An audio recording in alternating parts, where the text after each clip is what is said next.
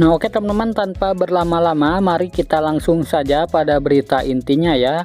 Nah, di sini dikutip langsung dari link resmi Kementerian Sosial Republik Indonesia. Nah, seperti apa beritanya? Mari kita baca sama-sama. Nah, di sini ada yang berjudul potensi kerugian negara dalam penyaluran bansos lebih dari 523 miliar dapat diselamatkan. Nah, ini rapat bersama KPK ya teman-teman, Ibu Mensos Tri Risma hari ini. Nah, mari kita baca sama-sama beritanya. Di sini banyak yang tidak tepat sasaran ya teman-teman, dan akan dikeluarkan sebagai penerima bansos. Menteri Sosial Tri Risma hari ini menyampaikan progres perbaikan data terpadu kesejahteraan sosial atau DTKS di tahun 2020 kemarin banyak mendapatkan catatan dari BPK, BPKP, dan KPK.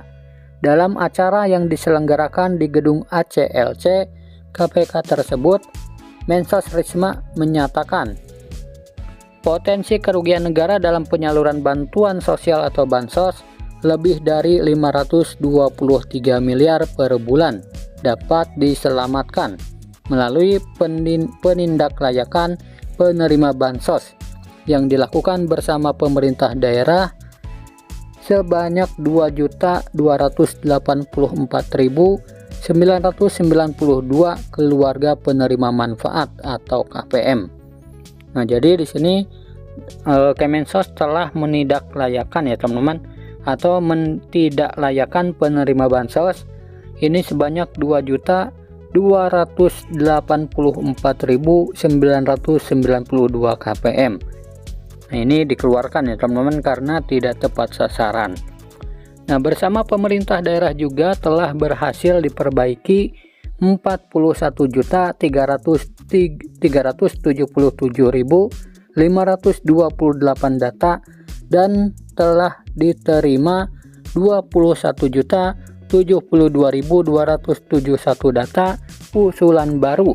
Kemudian yang sudah mendapatkan bansos sebanyak 15.294.921 jiwa, dan yang diusulkan masuk DTKS saja sudah ada sebesar 4.473.332 jiwa. Nah, dalam acara interoperabilitas data antar KL untuk akurasi data penerima bantuan, Mensos Risma juga menyampaikan potensi kerugian negara penyaluran bansos sebesar 140 miliar per bulan dapat diselamatkan bersama dengan kerjasama KPK, Ditjen Dukcapil, Kementerian Dalam Negeri, Ditjen AHU, Kementerian Hukum dan HAM, Badan Kepegawaian Negara, serta BPJS Ketenagakerjaan. Nah, dari data tersebut sebanyak 493.137 penerima bansos yang gajinya di atas UMK, di antaranya 23.879 ASN dan 13.369 data yang terdaftar pada Ditjen AHU sudah dikembalikan ke daerah untuk diverifikasi ulang. Nah, jadi banyak ya teman-teman data yang dikembalikan lagi ke pemerintah daerah masing-masing agar diperbaiki apakah ini benar-benar layak menerima bansos atau tidak. Mensos mengungkapkan sejak menjabat sebagai Mensos ia telah menerima banyak masukan dari BPK, BPKP, dan lembaga lainnya terkait upaya pembersihan DTKS, sehingga pada Agustus 2023 sebanyak 68.211.528 data sudah ditidurkan. Nah, jadi banyak perubahan ya teman-teman saat Ibu Mensos Risma menjabat jadi Mensos. Jadi tidak seperti menteri sebelumnya ya teman-teman yang jarang mengupdate data DTKS. Nah, Ibu Mensos mengatakan ya teman-teman, sejak awal saya menjabat sebagai Menteri Sosial, saya menerima banyak surat cinta dari BPK, BPKP, atau lembaga lain yang isinya data kami tidak berintegritas. Kemudian ada juga masalah transparansi dan regulasi data bansos. Dari sanalah kami bertekad melakukan perbaikan, ujar Mensos. Nah, selain itu Mensos menilai bahwa pembaruan data selama 2 tahun sesuai undang-undang atau bahkan 6 bulan sekali dinilai masih sangat lambat. Nah, karena data kependudukan berubah cepat, baik ada yang meninggal, berpindah domisili, bayi lahir, dan sebagainya. Nah, betul ya teman-teman, karena untuk data itu perubahannya sangat cepat. Siapa tahu besok ada yang meninggal, kemudian ada bayi lahir. Nah, kan itu ada perubahan ya. Maka dari situ Kemensos menyuruh update data DTKS setiap bulan. Nah, karena itu Mensos mengusulkan adanya pembaruan data tiap 1 bulan sekali. Maka pada tahun 2021 kami sudah mencoba evaluasi tiap 6 bulan. Itu data sudah tidak update. Karena itulah deviasinya terlalu tinggi jika kami melakukan pembaruan tiap 2 tahun sekali.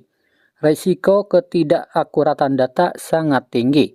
Akhirnya saya usulkan agar memperbarui data tiap bulan, tutur Mensos.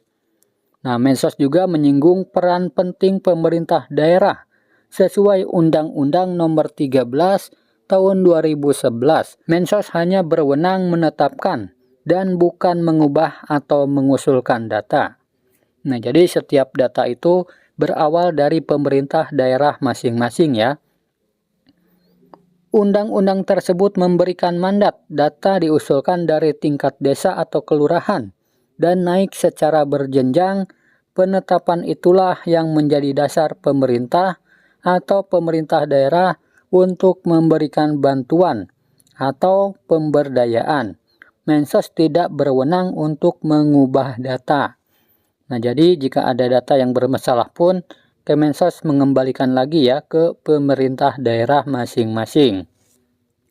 Nah, karena itulah saya meminta pemerintah daerah untuk aktif memperbarui data secara berkala, ujarnya, pada para kepala daerah yang turut hadir dalam pertemuan tersebut secara virtual. Nah, Mensos juga menambahkan bahwa Kementerian Sosial telah menyediakan aplikasi Cek Bansos, di mana terdapat fitur usul sanggah. Dengan fitur tersebut, masyarakat bisa mengajukan data secara mandiri.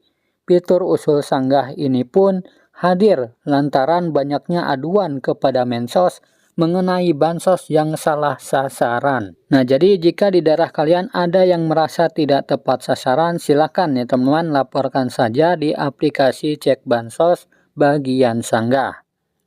Cukup banyak masyarakat yang merasa bahwa bansos tidak tepat sasaran, yang miskin tidak dapat, yang kaya justru dapat. Dengan fitur ini, masyarakat bisa mengajukan DTKS sendiri, dan kami akan memeriksa kelayakannya, tutur Mensos. Nah, di aplikasi Cek Bansos pun ada fitur usul ya teman-teman, jika kalian memang belum mendapatkan bantuan sosial dan layak menerimanya. Nah, dalam kesempatan yang sama, Deputi Bidang Pencegahan dan Monitoring KPK, sekaligus Koordinator Pelaksana Stranas PK Pahala Nenggolan mengatakan bahwa Kemensos telah melakukan perbaikan yang signifikan untuk mengatasi permasalahan DTKS. Pahala menghimbau pemerintah daerah juga hendaknya berperan aktif dalam pengusulan, sehingga DTKS bisa akurat dan kredibel. Nah, menurut dia sejak akhir tahun 2021, Kemensos telah melakukan perbaikan data yang signifikan, yakni 98%. DTKS bisa dipastikan memiliki NIK dan berada di Indonesia. Sementara sisanya yang meninggal atau lahir selalu ada perubahan data dan diperbarui. Nah, mengenai kaya dan miskin, semua bergantung pada usulan daerah. Jadi pemerintah daerah diharapkan aktif untuk memperbarui data, tutur Pahala. Nah, Wakil Ketua KPK Alexander Marwata berpesan kepada kementerian lembaga terkait dan pemerintah daerah agar turut aktif dalam pembaruan data ini. Alex pun berharap sinergitas ini nantinya akan terus dilaksanakan. Kami berharap akurasi data dengan cara berbagi data antar kementerian lembaga serta peran aktif pemerintah daerah akan menjadi suatu proses bisnis reguler. Jadi updating data ini harus dilaksanakan secara terus-menerus, berkesinambungan tuturnya. Nah, jadi dapat kita simpulkan ya teman-teman, bahwasanya untuk penyaluran bansos selama ini banyak yang tidak tepat sasaran. Nah, maka dari itu Kemensos mengadakan peraturan baru ya teman-teman, yaitu untuk yang bekerja dan memiliki gaji di atas UMK, kemudian mendapatkan bansos, itu akan dikeluarkan dari DTKS dan bantuannya tidak akan cair lagi. Nah, jadi untuk para KPM PKH maupun BPNT yang periodenya sampai sekarang belum berubah, kemungkinan kalian tidak terdaftar sebagai penerima lagi. Nah, itulah informasi PKH dan BPNT hari ini ya teman-teman. Semoga video ini bermanfaat. Sampai jumpa di video selanjutnya. Wassalamualaikum warahmatullahi wabarakatuh.